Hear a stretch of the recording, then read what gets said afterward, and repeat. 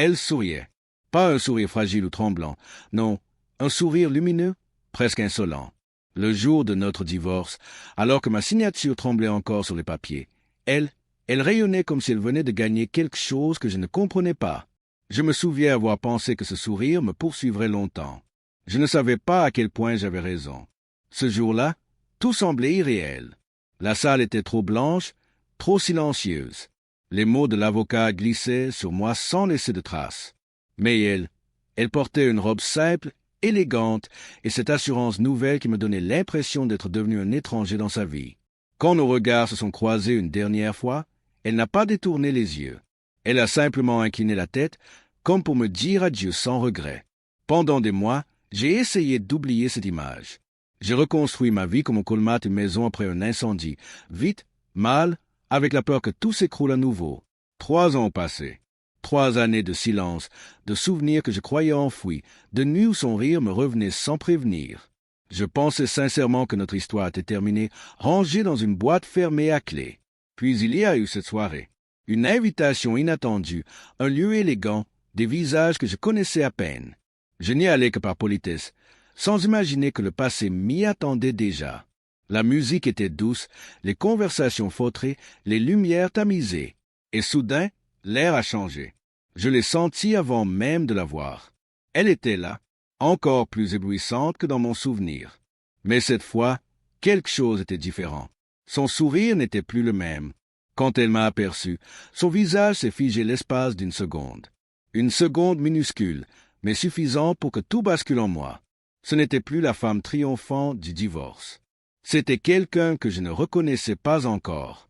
À cet instant précis, j'ai compris que cette rencontre n'était pas un hasard. Index ouvert pointant vers la droite blanc si cette histoire te touche. Pense à liker la vidéo et à t'abonner à la chaîne pour découvrir d'autres récits intenses comme celui-ci. Elle a fait un pas vers moi, puis un autre. Autour de nous, les voix se sont éloignées, comme si le monde nous laissait seuls.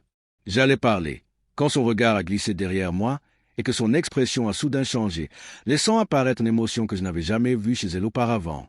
Je me suis retourné instinctivement pour comprendre ce qui avait traversé son regard. Derrière moi, rien qu'un groupe d'invités riant autour d'une table, des verres levés, des sourires légers. Rien qui justifie cette tension soudaine dans ses yeux. Quand je lui ai fait face à nouveau, elle avait repris contenance, mais pas entièrement. Sa main tremblait légèrement lorsqu'elle a lissé le tissu de sa robe. « Je ne pensais pas te revoir ici », a-t-elle murmuré. Sa voix, elle avait changé, plus grave, moins assurée que dans mes souvenirs. J'ai senti une vieille douleur se réveiller, mêlée à une curiosité dangereuse. J'ai répondu quelque chose de banal, presque automatique, mais mon esprit était ailleurs. Pourquoi cette soirée? Pourquoi maintenant? Et surtout, pourquoi ce malaise évident alors qu'elle semblait si forte autrefois? Nous avons échangé quelques phrases polies, comme deux étrangers jouant à faire semblant. Pourtant, chaque mot portait un poids invisible. Elle évitait soigneusement certains sujets, surtout ceux qui concernaient sa vie depuis notre séparation. Quand je lui ai demandé, presque innocemment, si elle était heureuse, elle a marqué un temps d'arrêt, trop long pour être ignoré. Les choses ne sont jamais aussi simples qu'elles en ont l'air, a-t-elle répondu avec un sourire fragile. Ce sourire-là n'existait pas 3 ans plus tôt. Un silence s'est installé entre nous, chargé de tout ce que nous n'avions jamais dit. Je voulais lui demander pourquoi elle rayonnait le jour de notre divorce, pourquoi elle semblait aujourd'hui porter un poids invisible sur les épaules. Mais avant que je n'ouvre la bouche, quelqu'un l'a appelée par son prénom. Un homme, grand, élégant, sûr de lui. Il s'est approché avec une familiarité qui m'a immédiatement crispé. Elle s'est légèrement reculée, comme si sa présence l'oppressait. Ce détail n'a pas échappé à mon regard. « Tu viens ?» a-t-il demandé, d'un ton qui ressemblait plus à un ordre qu'à une invitation. Elle a hoché la tête, puis m'a regardé une dernière fois. Dans ses yeux, j'ai vu passer quelque chose qui ressemblait à un appel à l'aide, ou peut-être était-ce mon imagination.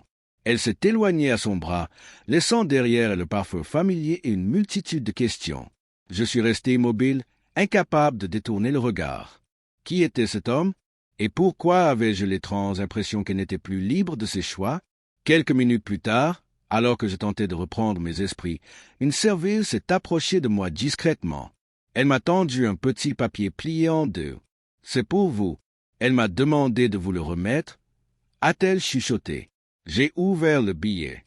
Mon cœur s'est serré en lisant ces quelques mots écrits à la hâte qui changeaient tout ce que je croyais savoir sur notre divorce. Mes doigts se sont crispés autour du papier.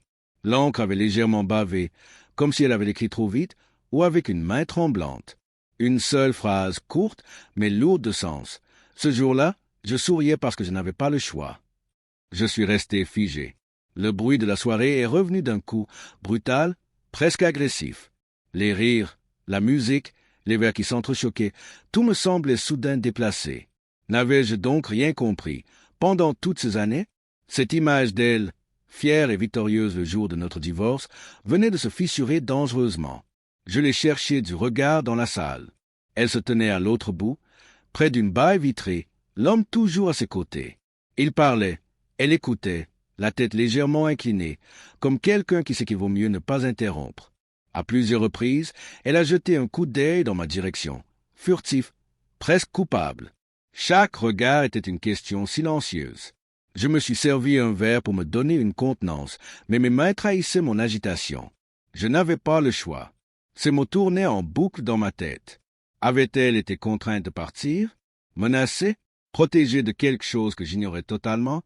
Et surtout, pourquoi ne m'avoir jamais parlé? Alors que je m'apprêtais à m'approcher d'elle, l'homme s'est brusquement penché vers son oreille. Son visage s'est durci, ses épaules se sont raides. Elle a acquiescé sans discuter. Ce simple geste m'a glacé le sang. Ce n'était pas une conversation d'égal à égal. La soirée a pris un tour étrange. Les lumières me semblaient trop vives, les sourires trop forcés. J'avais l'impression d'assister à une pièce de théâtre dont je venais seulement de découvrir l'envers du décor. Quand elle s'est éclipsée vers le couloir menant au salon privé, mon instinct a pris le dessus. J'ai attendu quelques secondes, puis je l'ai suivie. Le couloir était presque désert. J'ai accéléré le pas. Au moment où j'allais l'appeler, j'ai entendu des voix derrière une porte entr'ouverte. La sienne, basse, tendue, puis celle de l'homme, plus sèche, plus froide. « Tu avais promis de ne plus jamais lui parler, » disait-il. Mon cœur s'est emballé. Avant que je ne puisse reculer, la porte s'est ouverte brusquement. Elle s'est retrouvée face à moi, les yeux écarquillés. Pendant une fraction de seconde, le temps s'est arrêté. Derrière elle, l'homme m'a dévisagé avec une hostilité à peine voilée. Et à cet instant précis, j'ai compris que notre divorce n'avait été que le début de quelque chose de bien plus sombre. Personne ne parlait. Le silence était si lourd que j'entendais presque mon propre cœur battre. Elle me regardait comme si ma présence venait de faire exploser un secret soigneusement enfermé depuis des années. Ses lèvres se sont entr'ouvertes, puis refermées aussitôt. Elle hésitait. Lui, derrière elle, n'hésitait pas. Il n'y a rien à voir ici, a-t-il lancé d'une voix tranchante en posant une main ferme sur son épaule. Ce geste, pourtant simple, a réveillé quelque chose en moi, une certitude brutale. Elle n'était pas libre, pas comme je l'avais imaginé, pas comme elle l'avait laissé croire le jour de notre divorce. Elle a légèrement sursauté sous son contact, un réflexe infime, mais révélateur. Elle a retiré son épaule de sous sa main, doucement, comme pour ne pas provoquer de scène. « Ce n'est pas le moment, » a-t-elle dit, sans me quitter des yeux. « Pas le moment, pourquoi? Pour la vérité? Pour m'expliquer ces 3 années de silence, ce sourire forcé, cette phrase griffonnée à la hâte sur un bout de papier? » J'ai voulu répondre, mais l'homme s'est avancé d'un pas, réduisant la distance entre nous. Son regard était calculateur, presque méprisant. La soirée continue. « Tu ferais mieux de retourner parmi les invités, » a-t-il ajouté, comme s'il me congédiait. Elle a secoué imperceptiblement la tête. Puis, dans un geste qui m'a surpris autant qu'il a surpris lui, elle a glissé quelques mots à peine audibles. « Attends-moi, 10 minutes, près du jardin. » Ses yeux brillaient d'une urgence que je n'avais jamais vue auparavant. Avant que je ne puisse répondre, elle s'est détournée et a repris le masque parfait de la femme élégante, obéissante, presque absente. L'homme l'a suivie, non sans me lancer un dernier regard lourd de menace. Je suis resté seul dans le couloir, le souffle court. 10 minutes, c'était peu, et pourtant énorme, assez pour que 1000 scénarios se bousculent dans mon esprit. Avais-je le droit de m'immiscer à nouveau dans sa vie? Et si cette vérité que je pressentais était plus dangereuse que libératrice? Je me suis dirigé vers le jardin, longeant les murs pour éviter les regards. L'air nocturne m'a frappé le visage, froid et vif. Les lumières de la soirée filtraient à travers les grandes baies vitrées, donnant à l'endroit une allure presque irréelle. J'ai attendu, 1 minute, 2, 5. À la 9e minute, des pas sont approchés derrière moi. J'ai souri, prêt à me retourner, quand une voix masculine, que je ne connaissais pas, a murmuré tout près de mon oreille. « Si tu tiens encore à elle, tu ferais mieux de partir. » Maintenant, mon sang s'est glacé. Je me suis retourné d'un mouvement sec. L'homme qui se tenait derrière moi n'était pas celui qui l'accompagnait dans la salle. Plus âgé, le visage fermé, costume sombre sans élégance. Il avait le regard de ceux qui savent trop de choses. Avant que je puisse répondre, il a reculé d'un pas, comme s'il n'avait jamais été là, se fondant presque dans l'ombre des arbres. « Qui êtes-vous » ai-je soufflé. Il a esquissé un sourire sans joie. Quelqu'un qui sait ce que coûte la curiosité. Puis il a ajouté, plus bas, elle a déjà payé assez cher. Mon cœur battait si fort que j'avais l'impression qu'il allait trahir ma peur. J'ai fait un pas vers lui, mais il a levé la main pour m'arrêter. Ne la regarde pas comme si tu pouvais la sauver. C'est ce genre de regard qui a tout compliqué, la première fois. Avant que je ne puisse poser la moindre question, des pas précipités ont résonné sur le gravier. Elle est apparue entre deux massifs, essoufflée, le visage pâle. Ses yeux se sont posés sur moi, puis sur l'homme. J'ai vu la panique traverser son regard. « Qu'est-ce que tu fais ici » a-t-elle demandé, la voix étranglée. L'homme a soupiré, comme las. Je m'assure que les erreurs ne se répètent pas. Puis il m'a lancé un dernier regard appuyé. Réfléchis bien à ce que tu fais. Certaines portes, une fois ouvertes, ne se referment jamais. Il s'est éloigné sans attendre de réponse, me laissant seul avec elle dans le jardin silencieux. Elle est restée immobile quelques secondes, comme si ses jambes refusaient de la porter. Puis elle s'est approchée de moi. « Tu n'aurais pas dû le suivre » a-t-elle murmuré. « Tu n'aurais pas dû me laisser dans l'ignorance » ai-je répondu, plus durement que je ne l'aurais voulu. Elle a baissé les yeux. « Si je t'avais parlé, tu aurais voulu comprendre. Et si tu avais compris, tu aurais été en danger. » Je l'ai observée. Cette femme n'était plus celle qui rayonnait le jour de notre divorce. Elle semblait fatiguée, sur ses gardes, comme quelqu'un qui vit constamment en apnée. J'ai sorti le billet de ma poche et le lui étendu. « Explique-moi ça. » Ses doigts ont frôlé le papier sans le prendre. « Pas ici. Pas ce soir. » Elle a relevé les yeux vers moi, implorante. « S'il te plaît, fais-moi confiance, encore une fois. » Avant que je ne puisse répondre, la musique de la soirée s'est brutalement arrêtée à l'intérieur. Des voix se sont élevées, confuses. Elle a sursauté. « Il se passe quelque chose », a-t-elle chuchoté. Et à cet instant, j'ai compris que la vérité que j'attendais depuis 3 ans n'allait pas se révéler doucement, mais dans le chaos. Des cris étouffés ont traversé les portes vitrées, suivis d'un brouhaha nerveux. Les invités se pressaient à l'intérieur, certains cherchant à comprendre, d'autres déjà prêts à fuir. Elle a attrapé mon poignet, un geste instinctif, presque désespéré. Sa main était glacée. « Écoute-moi bien » a-t-elle dit d'une voix basse mais ferme. « S'il me demande où tu es, tu dis que tu es parti. Tu promets » Je n'ai pas eu le temps de répondre. Des silhouettes se sont dessinées derrière les vitres, et l'homme élégant, celui qui l'accompagnait, est apparu sur le seuil, le visage fermé, le regard fouillant le jardin comme un projecteur. Quand ses yeux se sont posés sur nous, j'ai senti l'air se figer. « Te voilà » a-t-il dit, en avançant d'un pas mesuré. « On te cherche partout. » Elle a lâché mon poignet aussitôt, comme si ce simple contact pouvait nous condamner tous les deux. « Il y a un problème à l'intérieur » a-t-elle répondu. « Quelqu'un a fait un malaise. » Il a esquissé un sourire qui n'atteignait pas ses yeux. Ce n'est pas ce qui m'inquiète. Son regard a glissé vers moi. Je croyais avoir été clair. Je me suis redressé. Peut-être, mais vous ne m'avez jamais expliqué pourquoi je devais disparaître. Un silence tendu a suivi.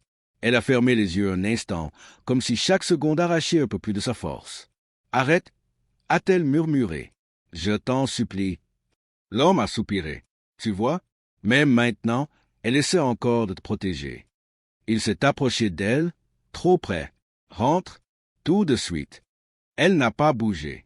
Pour la première fois depuis que je l'avais revue, elle a levé le menton. « Non !» Ce mot, simple, a résonné comme une déflagration. Son regard s'est durci, et j'ai cru voir passer une colère qu'il peinait à contenir. Autour de nous, le jardin semblait retenir son souffle. « Tu oublies ce que tu me dois » a-t-il lâché. Elle a serré les poings. « Je n'oublie rien. C'est justement pour ça que je ne peux plus me taire. Avant qu'il ne puisse répondre, une femme est sortie précipitamment, le téléphone à la main, parlant à voix haute de police et d'ambulance. L'homme a juré à voix basse. Il a jeté un dernier regard vers moi, lourd de promesses dangereuses. « Ce n'est pas fini ?» a-t-il dit. Puis il s'est tourné vers elle. « On parlera de ça. Seul. » Il est reparti à l'intérieur. Elle est restée figée, puis s'est effondrée contre le banc le plus proche. Je me suis approché, sans la toucher. Elle a levé les yeux vers moi, brillant de larmes retenues. 3 ans, a-t-elle soufflé. 3 ans attendre le bon moment. Et maintenant, je crois que tout va nous échapper. Je me suis assis en face d'elle, à une distance prudente, comme si le moindre geste pouvait briser ce fragile équilibre.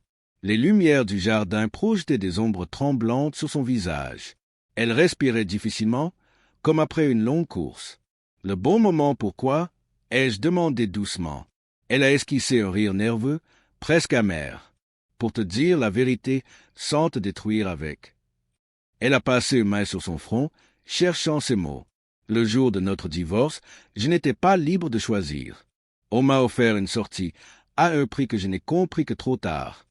Je sentais chaque mot s'enfoncer en moi comme une lame. Qui t'a offert ça? Elle a hésité, puis a secoué la tête. Pas ici. Trop de regards. Trop d'oreilles. Son regard s'est levé brusquement vers les fenêtres. Et surtout, trop de pouvoir. Des gyrophares ont brièvement illuminé les murs de la maison. Le malaise à l'intérieur avait dégénéré. La police était là. Elle s'est redressée aussitôt, paniquée. Ça ne devait pas arriver comme ça. Pas ce soir. Dis-moi au moins une chose, ai-je insisté. Cet homme, celui qui te suit partout, c'est lui qui t'a forcé à partir? Elle a fermé les yeux. Une seconde, puis une autre. Quand elle les a rouverts, la réponse était déjà là. Il faisait partie de l'accord. Un frisson m'a parcouru. Et maintenant? Elle s'est levée brusquement. Maintenant, s'il commence à poser les mauvaises questions, tout s'effondre. Elle a fait quelques pas, puis s'est arrêtée face à moi. Toi compris. Avant que je ne puisse réagir, mon téléphone a vibré dans ma poche. Numéro inconnu. Elle a blêmi en voyant l'écran s'illuminer. Ne réponds pas, a-t-elle soufflé. Trop tard. Vous êtes avec elle, a dit une voix calme, presque polie. C'est imprudent. Je me suis levé à mon tour. Qui êtes-vous? Un silence, puis quelqu'un qui vous donne encore une chance de partir sans regret. La ligne a coupé. Elle m'a regardé comme si le sol venait de se dérober sous ses pieds. Tu vois maintenant? Même quand je ne parle pas, ils savent. Des pas se sont rapprochés dans le jardin. Plusieurs, pressés. Elle a attrapé ma main, cette fois sans hésitation. Si tu restes, il n'y aura plus de retour en arrière. Son regard cherchait une réponse que je n'étais pas sûr de pouvoir lui donner, tandis que les ombres se rapprochaient dangereusement de nous. Je n'ai pas retiré ma main. Au contraire, j'ai resserré mes doigts autour des siens, comme si ce simple geste pouvait la maintenir debout. Les pas se sont arrêtés à quelques mètres de nous. 2 policiers échangeaient à voix basse près de l'entrée du jardin, tandis qu'un homme en costume parlait nerveusement au téléphone. La soirée avait définitivement basculé. « Regarde-moi » ai-je murmuré. Elle a hésité, puis a plongé ses yeux dans les miens. Ils étaient remplis d'une peur ancienne, accumulée, bien plus lourde que celle de ce soir. « Tu te souviens du jour où j'ai demandé le divorce » a-t-elle soufflé. Je t'ai dit que je voulais respirer. Ce n'était pas un mensonge, mais ce n'était pas toute la vérité. Un bruit de radio a crépité derrière nous. Elle a continué, plus vite, comme si le temps nous était compté. J'ai découvert quelque chose qui ne devait jamais sortir. Des noms, des transferts d'argent, des vies brisées maquillées en accident. Quand ils ont compris que je savais, ils ont choisi la solution la plus propre. Me faire partir. Te perdre. Mon estomac s'est noué. Et ton sourire? Elle a laissé échapper un souffle tremblant. C'était ma protection. S'il pensait que j'étais heureuse, libre, il n'avait aucune raison de se méfier. Une silhouette s'est détachée du groupe près de la maison. L'homme élégant avançait vers nous, accompagné d'un policier. Son visage était calme, trop calme. Elle a tressailli. « Je n'ai plus rien » a-t-elle murmuré. Plus de preuves, plus d'alliés. Tout a disparu. Tout, ai-je insisté. Elle a hésité une fraction de seconde de trop. J'ai compris avant même qu'elle ne parle. Il reste une copie, a-t-elle dit enfin. Cachée. Et si quelqu'un la trouve? Elle n'a pas terminé sa phrase. L'homme était désormais assez proche pour entendre. Il a souri au policier, puis s'est tourné vers nous. Je crois que la soirée est terminée pour tout le monde. Le policier a regardé tour à tour nos visages. Madame, nous allons avoir besoin que vous nous suiviez pour quelques questions. Elle a serré ma main une dernière fois. S'ils me prennent mon sac, tout est perdu, a-t-elle chuchoté. Puis, plus bas encore, et s'ils me séparent de toi, ne leur fais jamais confiance. Elle a relâché mes doigts et a fait un pas en avant. Au moment précis où le policier posait la main sur son bras, une alarme s'est mise à retentir dans la maison, stridente, paniquée. Tous les regards se sont détournés. Et dans ce chaos soudain, son sac est tombé au sol, ouvert, laissant apparaître un objet que je n'aurais jamais dû voir. Le monde autour de moi s'est comme ralenti. Les cris, l'alarme, les pas précipités, tout s'est éloigné lorsque mon regard s'est fixé sur l'objet tombé de son sac. Une clé USB noire, banale en apparence, mais marquée d'un petit point rouge presque effacé. Elle l'a vue en même temps que moi.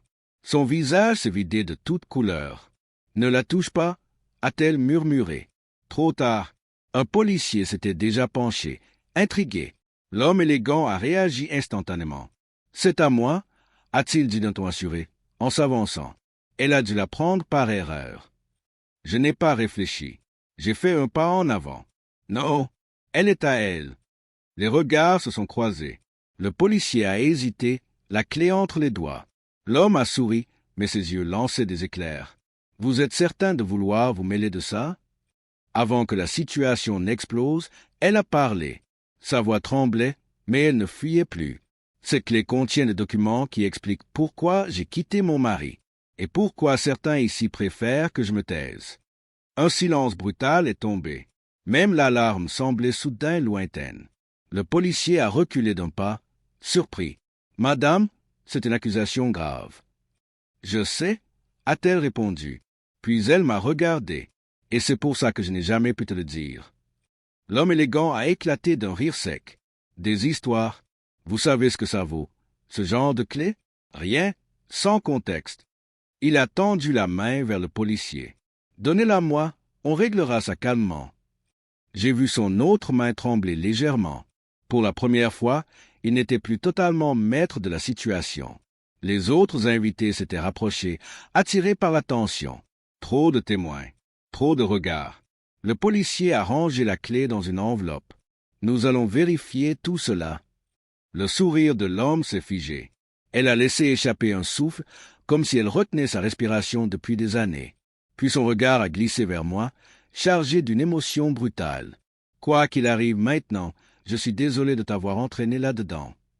Je voulais lui répondre, lui dire que je ne regrettais rien. Mais déjà, on nous séparait.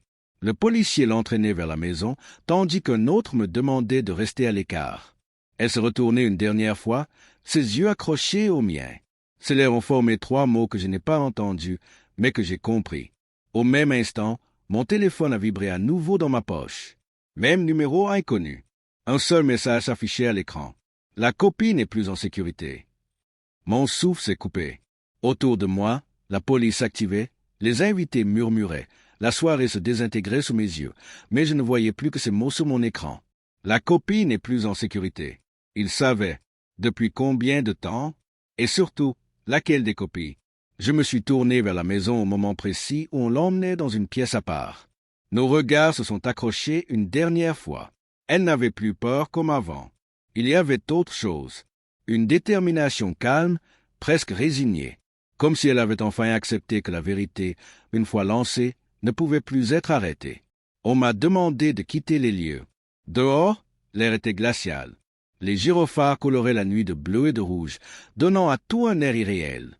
J'ai marché sans vraiment savoir où j'allais, mon téléphone serré dans la main.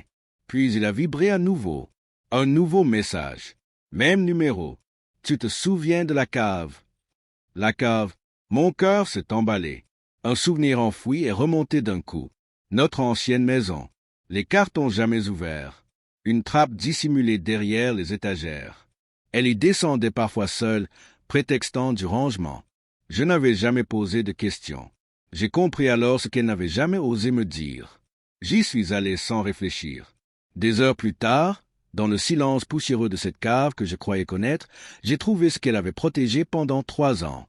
Des documents, des enregistrements, des preuves bien plus lourdes que je ne l'imaginais. Et au fond d'une boîte métallique, une enveloppe à mon nom, écrite de sa main. Si tu lis ceci, c'est que tout a changé. Le jour du divorce, je souriais pour te sauver. Ce soir, je me tais pour que tu puisses parler à ma place. Mes mains tremblaient. Tout prenait enfin sens. Son sourire, son éloignement, sa peur. Elle n'avait jamais fui notre amour, elle l'avait sacrifié. À l'aube, mon téléphone a sonné. Un numéro officiel cette fois. Elle était en sécurité. Temporairement. L'enquête venait de prendre une ampleur inattendue. Des noms importants. Des chutes annoncées. Je me suis assis sur les marges de la cave, le soleil levant filtrant faiblement. 3 ans plus tôt, elle rayonnait pour mettre fin à notre histoire. Ce soir-là, en me revoyant, tout a changé, parce que la vérité, enfin, avait trouvé sa lumière. Et je savais désormais une chose, notre divorce n'était pas une fin. C'était le début.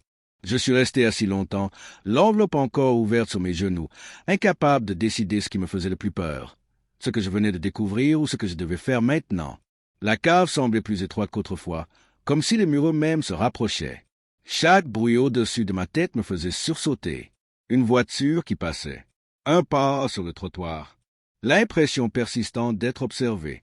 J'ai rangé les documents avec précaution, exactement comme elle l'avait fait. Je comprenais enfin pourquoi elle n'avait jamais voulu que je descende ici. Ce n'était pas seulement des preuves, c'était une ligne de fracture. Les posséder signifiait franchir un point de non-retour. Et pourtant, en refermant la boîte métallique, j'ai su que je n'avais plus le choix. Mon téléphone a vibré à nouveau. Pas d'appel. Un message chiffré, incompréhensible au premier regard. Puis un second, quelques secondes plus tard, ils vont venir là où tu es allé en premier. Je me suis figé. L'ancienne maison, la cave. Il savait déjà. Je suis remonté précipitamment, le cœur battant, éteignant les lumières derrière moi. Dans le salon désert, tout semblait normal, presque paisible, comme si rien n'avait jamais été caché entre ces murs. J'ai pris la boîte, l'enveloppe, et je les ai glissés dans un sac banal, celui que j'utilisais pour le sport. Ironique, j'avais l'impression de fuir avec une bombe à retardement sur l'épaule. À peine avais-je ouvert la porte que j'ai entendu un moteur ralentir. Une voiture sombre, aux vitres teintées, s'est arrêtée un peu plus loin. Mon instinct m'a hurlé de reculer. J'ai refermé sans bruit et observé à travers le rideau. 2 hommes sont sortis. Pas des policiers. Trop calme. Trop sur 2. Mon téléphone a vibré encore. Un appel cette fois. Numéro masqué. J'ai hésité, puis décroché.